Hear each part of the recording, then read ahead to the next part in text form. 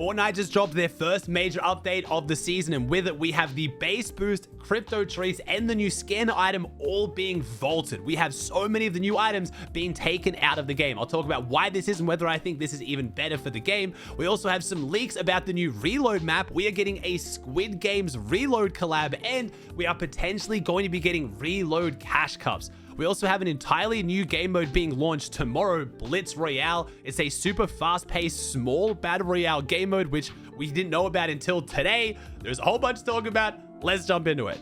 Let's kick off talking about the big changes to competitive. Now, I literally said in yesterday's video, it feels like Fortnite's not really focusing on competitive that much right now. We've only had one balance change so far this season with a bunch of items that need to be adjusted.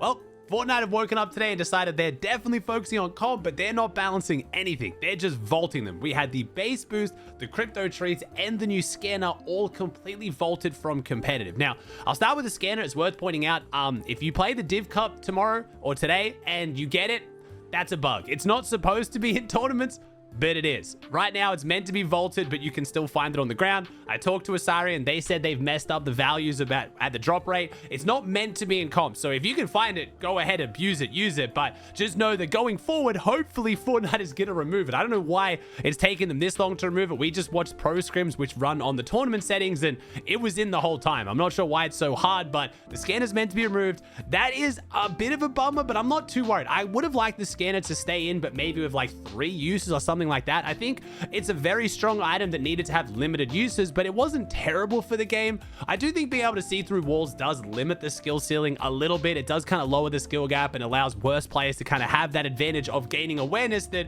good players have by just understanding the game. But it was a cool item, but it also just looked terrible in endgame. I hated the visual effects of it. It was so overwhelming watching any endgame with the constant green and red and the heartbeat. When someone used it, the loud thumping heartbeat in the ears just gave me like an anxiety attack. I swear it sounded way too loud. So combined with the fact that the cooldown wasn't shared per item, it was shared, like it was obviously unique to each player, so you could just drop it, scan, drop it, scan, drop. It was a bit broken, so I can see why that one's gone. I'm not super upset about it. I do wish Fortnite would have tried to balance it rather than just removing it, but 3-use scanner in pubs or ranks would be kind of lame. No one would carry it, so I get why they didn't want to mess with it, because that would then break it for pubs. But the base boost, I am a bit sad about this one. The base boost was way too overpowered at the start of the season. It was disgustingly broken. And even after the nerf, it was still pretty good. It was still pretty broken, but it was a fun, unique item that I think could have been super memorable if they just tweaked it even more again. A lot of people keep saying they wanted to do no structure damage, just only be a mobility item.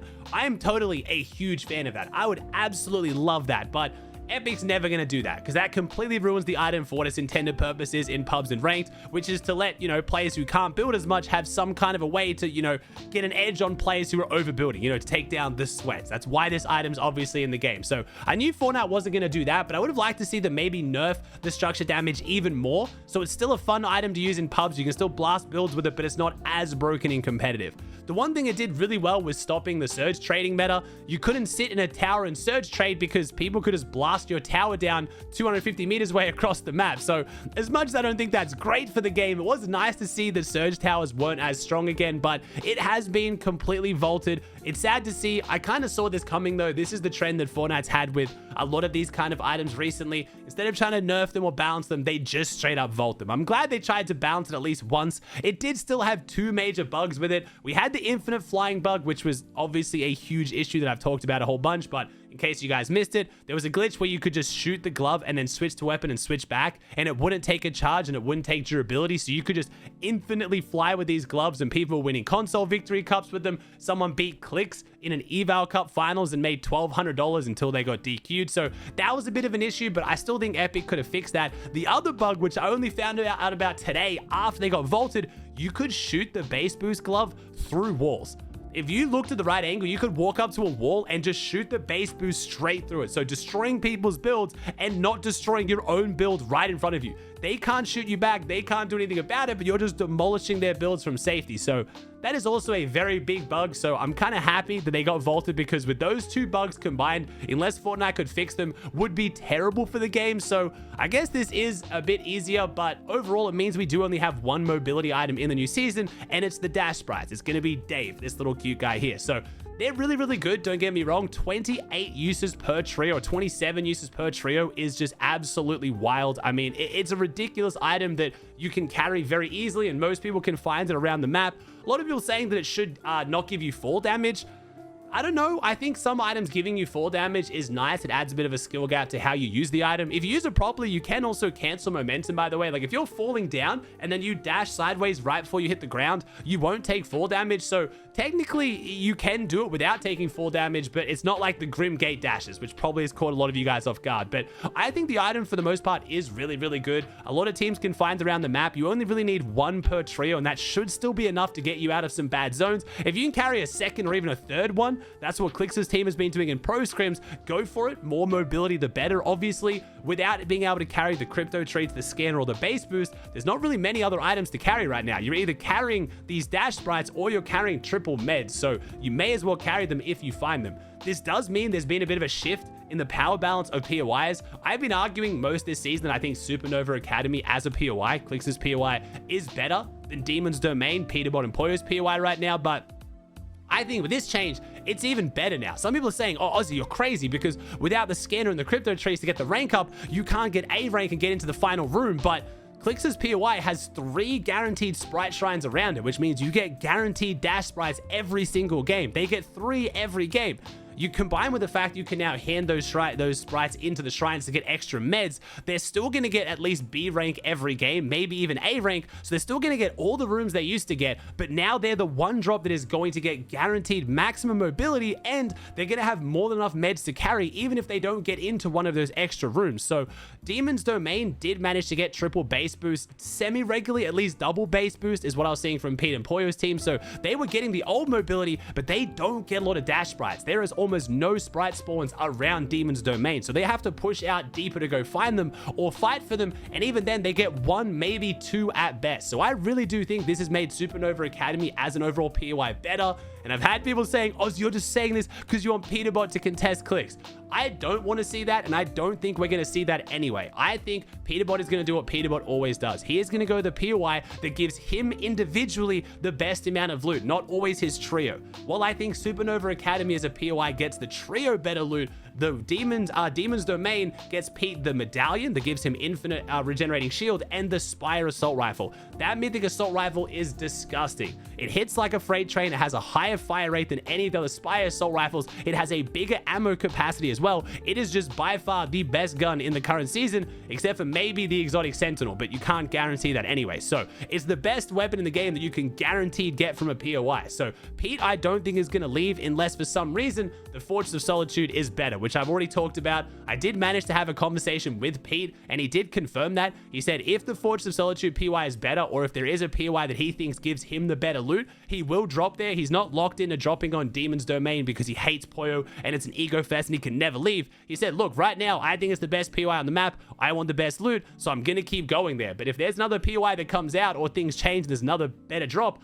I'll go there instead. So it'll be interesting to see, but right now, I do think this update has potentially buffed Clix's team and the teams that can guarantee these dash sprites. Vaulting the crypto treats hasn't really done that much for me. I mean, the main use of this was actually just getting your rank up early on spawn. For every teammate that threw them up to 2, you gained a bunch of rank up. That's why most people use them. I didn't really see any pros or any players carrying them into the end game. They were pretty good for breaking into builds, but they're a bit awkward to use. You have to throw them under the build because if you throw them above them, the dog just lands and doesn't do anything. So it wasn't really that strong of an item anyway. So I'm not really too fussed about this. I couldn't really care less if this is vaulted. The last time we'll talk about Pete versus Poyo before we get into tournaments, we did have Poyo's team with their full trio, by the way. Acorn is back in Texas on 0 ping. We had Poyo, Acorn, and Aegis going up against Pete, Ritual, and Cole, both full trios. We had 3 games of pro scrims, and we managed to have Poyo's team take away 2 of the 3 games, and they played really well. I won't show you the exact clips, but I'll run them behind me here so you guys can kind of see what's going on here. They were pretty good fights, honestly. I think Acorn has come back looking really, really solid. Anyone who's trying to say that, oh, Yumi's doing better than Acorn off spawn anyway, they'll do worse once Acorn gets back. That is not true whatsoever. A lot of people saying that, oh, you know, they were winning with Yumi, maybe they won't win with Acorn. One of those games, they made it off spawn. They went on to get a 16 kill win. So Poyo right now really holding down what is looking like Poyo's domain. But we now get to jump into actual proper tournaments. This right now has just been scrims at the end of the day. It's been really fun to follow the score, but starting now, we have proper FNCS divisional cups kicking off. Hopefully we get to see them going at it in opens a couple times. I'm sure both teams will make finals, and that's where the score really starts to matter. Right now, Poyo is up 3-1 when it comes to tournaments from the Eval Cup we had last week, but we have Div finals this week, and we also have the Eval Cup this week as well. So we'll see if that score looks any different at the end of this week. I probably won't be talking too much more about scrim scores going forward unless something changes. It's just been cool to see an overall of how well the teams are doing. At this point, we've had 30 games. Poyo has taken 16 of them, and Pete has taken 14. So it's been a very, very fun spawn fight to watch coming into the tournaments. We have a few more exciting leaks to talk about. One of them is what the next reload map is, and we might be getting new tournaments, which is very exciting for what is our very, non-stack tournament structure right now. So we had the Egyptian Fortnite leaker tweet out Squid Games X Fortnite reload info. We are getting a full new reload map that is going to be available in builds, zero builds, and competitive cash cups. It doesn't look like having a mini game playlist for now. Maybe the reload map will have twists in the gameplay. So we are getting our next reload map themed around Squid Games. And there's some images of the map here. Again, we don't really know if there's going to be like mini games throughout the game. Like you're going to have to play like red light, green light, maybe to get like a mythic gun or something. I don't really know, but that has me very excited because it has competitive tournaments. I was the biggest reload competitive hater. I loved reload as a game mode, but hated it for tournaments. But coming into the pro-am, when Fortnite really had to work on making the game mode work for such a big tournament, they fixed it. Having the new zones, having the new way that it all functions has been phenomenal, and now I really like reload tournaments. So if the reason why we've had no solo cash cups or cash cups in general is because they're going to bring back reload cash cups, I'm fine with that. As long as they control the cheaters and they control the bugs and the meta is good, I would absolutely love to watch reload tournaments. So I'm super excited to hear this. A lot of people are saying this could actually be coming out as early as next week, which would be a little bit insane. I don't know if I trust that, but we'll have to wait and see. I can't really see any information from the leakers around when this is going to actually drop, but that is not the only new game or game mode we have coming. We have Fortnite and leakers announcing we are getting Blitz Royale. They advertised this as a game mode you can jump in and play on mobile, which made everyone think that it was a mobile only game mode, but it's not. It's dropping on June 18th. I know this tweet says July 18th, but all the other leakers are saying June 18th. So, tomorrow, as of me posting this video, they said it's going to be 32 player lobbies. It's not going to have a ranked mode. It's going to play on reload maps and has rotating maps each week. It's also going to have weekly events. The first week is exotic weapons. The second week is avatar mythics. Third week is boss week. And fourth week is Teenage Mutant Ninja Turtle mythics. Now, you're probably wondering, how is there going to be a 32 player game mode on reload? Is that not just reload? My understanding is you are not going to reload. It's like mini battle royale at a much faster pace, like the old Blitz game mode. But once you die, you either have to get rezzed or the game is over. There is no reload function. So this could be kind of cool. Really fast pace, small battle royale. But if you go down, you don't get a second chance. I would really like to give this a go. I'm super excited for it. It looks like they are trying to gear it towards the mobile acquisition recently, being like, yo, it's smaller, it's less intense on your mobile. You can jump in and play it. So that could be really fun. It could be accessible for players coming back to the game as like a quicker, easy way to jump into Fortnite without just constantly the reload mechanic. I am a little bit scared as an OCE player myself. I'm playing on the smallest region in the world, and more game modes with multiple different queues within that game mode, like solos, duos, squads, ranks, all that stuff. It's getting a bit much. I don't think I'm going to get queues on any game mode in OCE unless 90% of the lobby is AI pretty soon. So I'm excited about this. I think it's awesome for the big regions, but they're going to have to start doing something for some of the small regions, like turning off certain game modes at certain times of the day or just disabling entire game modes, because this is going to be splitting what is, an already smaller player base right now into a million different pieces. But it looks really cool. I think it's awesome they're trying to focus on mobile being picked back up to get mobile players back into Fortnite. I would love to see mobile start getting some tournaments or just letting them play in the regular console cups. But either way, we've got some cool game modes coming out. Fortnite is definitely cooking right now. The last leak I want to talk about is about the new Superman mythic that's coming out. It is going to give you heat vision, so laser eyes, same as the one used for the sprites when you hold up, Super Bob. You're going to have super strength and the ability to fly. They've also said the Mythic will appear on the mini-map when it spawns, so it'll probably work like the Godzilla mechanic and spawn a portal. Now, that makes me think it's not going to be in competitive. It's probably just going to be in pubs, but that's super exciting to see how that's going to play out. I mean, a lot of people like the Godzilla game modes. A lot of people don't like them either because there is just one god walking around the lobby, which is always a bit annoying, but it could be a bit of fun. I'm excited to see it, but overall, those leaks tell me it won't be in tournaments. So even though we'll get the update with the Fortress of Solitude, the new POI, and maybe we might get a Superman Mythic in competitive, we won't get this Superman game mode where you can literally become Superman in a cash cup, which obviously makes sense.